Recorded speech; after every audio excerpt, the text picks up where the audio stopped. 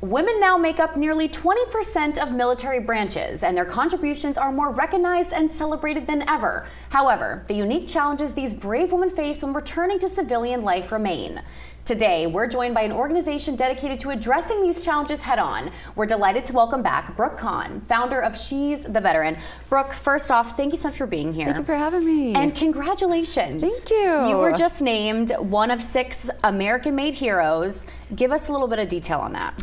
Yeah, so Evan Williams, their foundation, gives back to veteran organizations every year. I applied for their grant this past year, was awarded that, and then suddenly they reached back out and said, hey, there's actually American-made heroes.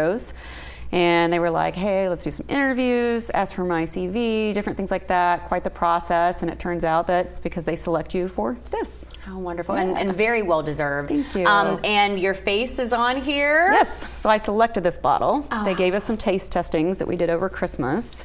And this was my favorite, so they put that in there. That's why that one has my face.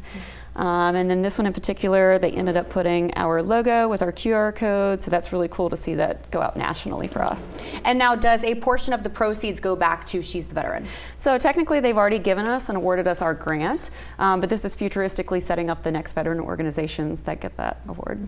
And when you found out that you were named the American-Made Hero of 2024, what did that mean to you?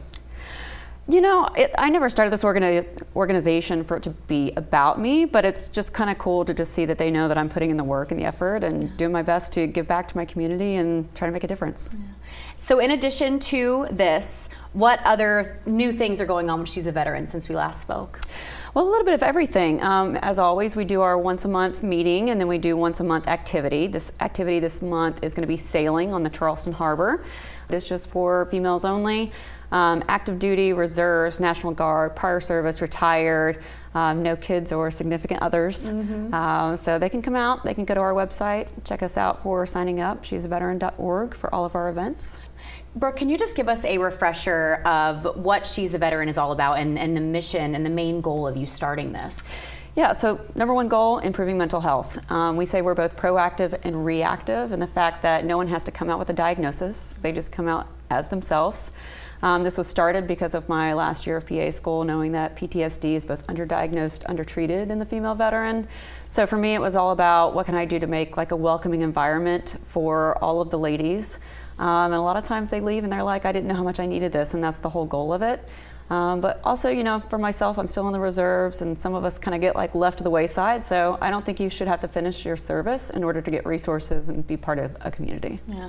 And how has She's the Veteran grown since you started in 2020, yep. right? Mm-hmm. And so it's been 4 years. Yep. How has it expanded since? Well, it's kind of exploded in a great way. We have over 1,000 members now. They do come from all over. We have ladies that have traveled over to, you know, our June event that we do every year, Women Veterans Day celebration, as far as Chicago, Florida, Virginia, DC, North Carolina, obviously South Carolina. We launched our first region outside of Charleston. Charleston will always be our headquarters, but Columbia Midlands region last year. And then we're hoping to launch Beaufort, Bluffton, Hilton Head in the fall this year. So expanding as fast as we can. Yeah. And so one of your core values is research, right? Yes. So I want to ask you, is there any new findings, or what's the current stats of, you know, female veterans mental health wise and also healthcare?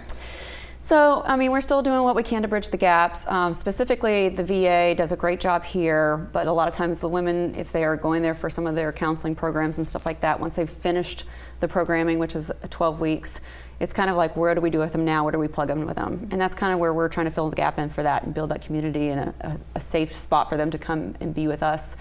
Research, you know, we have a survey that we actually have been taking a lot of different survey for a while now. They can go to our website, scroll to the very bottom and participate in that. Wounded Warrior just absolutely knocked it out of the park this past year, finally focusing on some ladies. Unfortunately, the stats are probably worse than they used to be. So 1 in 5 veteran suicides, it's now a woman veteran, so when they talk about 22 a day. So there's a lot of different interesting, not fortunate facts. So we're doing what we can to make a difference. Yeah.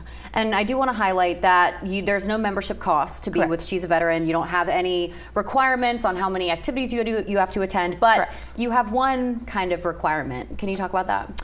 Are you talking about being a woman veteran? Well, I feel like a lot of women sometimes can downplay Yes, their service, I know, right? I know. So expand on that a little That's bit. how that goes. So, you know, a lot of ladies, the first thing they'll say is, I only, and those are the 2 words you can't use in our group.